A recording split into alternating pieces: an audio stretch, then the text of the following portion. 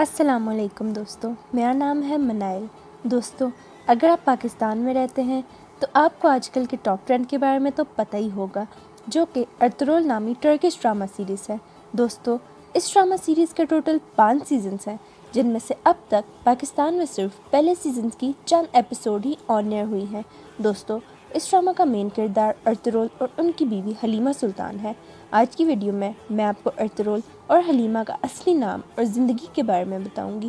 اس سے پہلے دوستو، please like my video and subscribe my channel.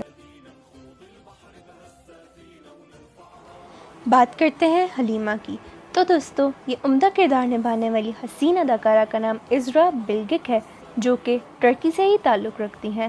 Azra 14 اکتوبر 1992 کو ٹرکی کے شہر انقرہ میں پیدا ہوئیں۔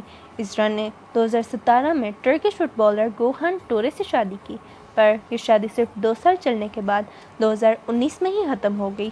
ازرا نے 2014 میں ارطغرل میں حلیمہ کا کردار نبھانا شروع کیا، پر 2018 میں اس کردار میں چند تبدیلیوں کے باعث ازرا نے ارطغرل چھوڑ دیا، جس کی وجہ سے ڈرامے میں اس کردار کی موت دکھانی پڑی۔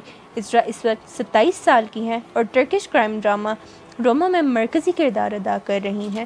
ازرا بہت سے ڈراموں اور فلموں میں کام کر چکی ہیں، پر ارطغرل میں حلیمہ کا کردار نبھانے کی وجہ سے انہیں بہترین اداکارہ ہونے کے 5 ایوارڈز دیے گئے ہیں۔ ازرا اپنے کام کے ساتھ ساتھ پڑھائی کو بھی جاری رکھے ہوئے ہیں اور اس وقت ٹرکی کی ہی ایک یونیورسٹی سے لاء میں مہارت حاصل کر رہی ہیں۔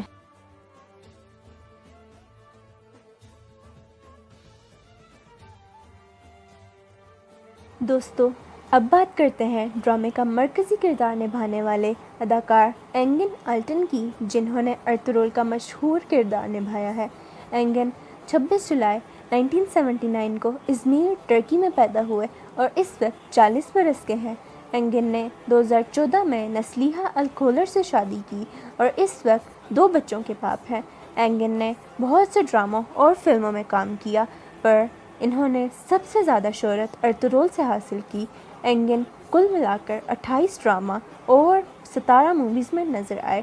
اینگن اور ازرا دونوں پاکستانی عوام کا اتنا پیار دیکھنے کے بعد پاکستان آنے کے خواہشمند ہیں اور کورونا کے بعد پاکستان کا دورہ کرنے کا ارادہ رکھتے ہیں۔